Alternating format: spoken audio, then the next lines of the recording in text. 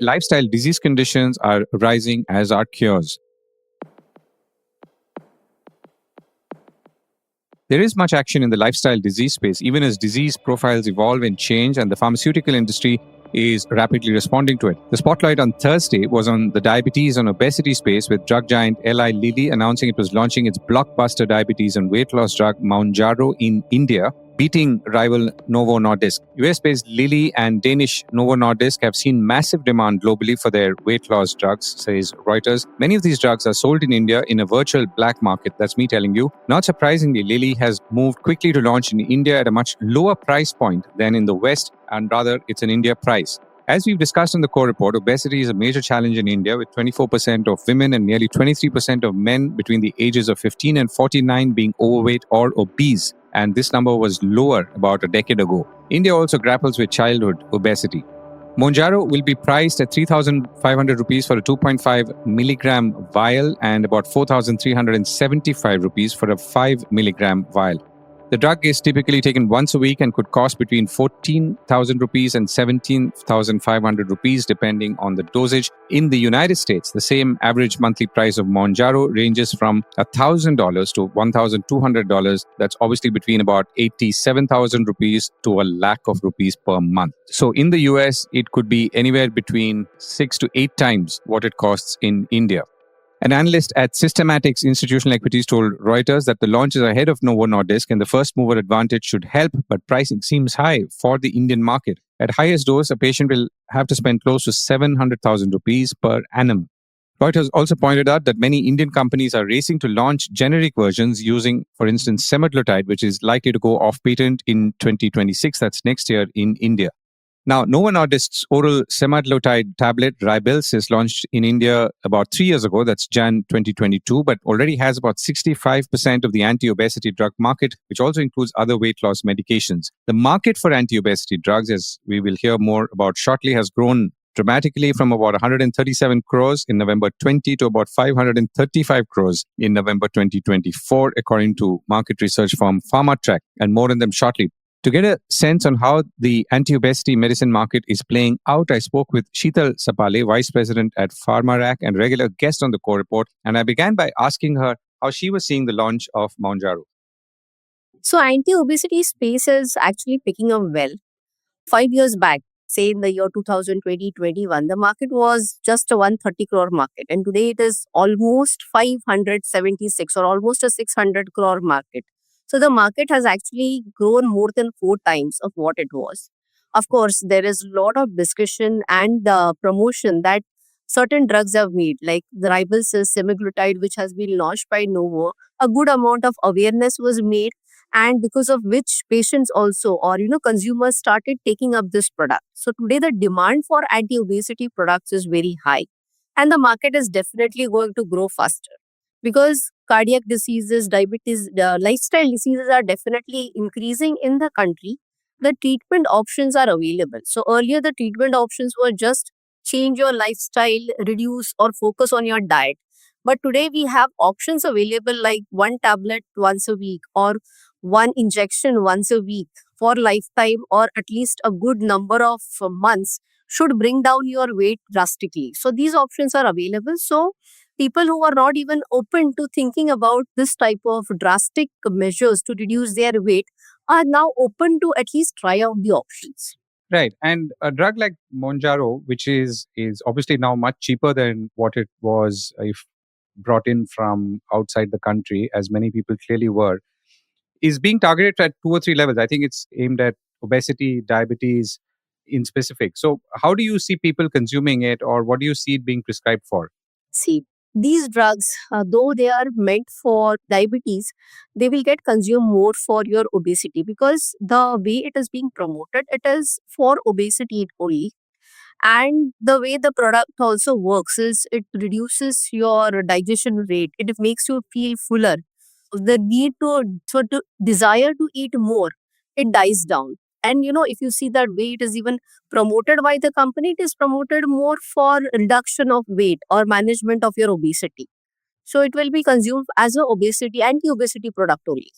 So when you talked about, the market for anti-obesity going from 130 crore rupees a year to 500 crore rupees, So would you say that this is a demand-led market or a supply-driven market as things stand? It is a demand. Yeah, it could be a demand-led market. Only thing is the supply of products is there and awareness of treatment options and easy treatment options are available. So, if you look at the return on investments that the patients would see are much, much better because the amount you're spending for improving or reducing your weight, it is nothing as compared to the advantages that you get by consuming these products. So, the demand is definitely there and there is a huge demand. I mean, if I were to talk about huge demand in terms of prevalence of obesity, almost 22% of the male population of the country and almost 24% of the female population of the country, that is male and female adults, fall in some sort or the other obesity. Now, if I just were to apply a simple calculation, India's population is 1.4 billion. And considering that 50% of this population are males, and of that, if I consider 22% are obese, it means I'm talking about 158 million males which fall in the obese category. Of course, out of which not all would be falling in the morbidly obese category, but then this is the type of obese population that sits in the country. Obesity is in the spotlight, but other lifestyle diseases are also growing, as is the treatment for them. Pharmatrac says the gastrointestinal or GI segment saw strong double-digit growth, which is a little unusual at this time, largely due to the increasing prevalence of gastroesophageal reflux disease, or GERD, as is commonly known, which rose from about 19% in 2020 to about 22% last year, thanks to stress, poor dietary habits, and sedentary lifestyles. Also, peptic ulcer disease cases increased by 15% in urban India, attributed to high NSAID use and H. pylori infections. And here is where the health and climate impact our lives. The sudden rise in temperatures across India contributed to increased sales of oral electrolyte solutions, while growing consumer awareness of gut health has led to a consistent month-after-month increase in probiotic consumption, says Pharmatrac. As I continued the conversation with Sheetal Sapale, I also asked her why there were such sudden spikes in gastrointestinal drugs at this time of the year. So, gastrointestinal, if you see typically the type of products which fall in this category are the antacids, the laxatives, the antiflatulents. And all of these ailments are majorly because of, some sort of indigestion, bloating, constipation. If your dietary habits are not good, if you're not consuming good amount of fiber, you are having too much of fat content or, content of whole wheat or maida that we call, then you are actually going to face this type of health issues.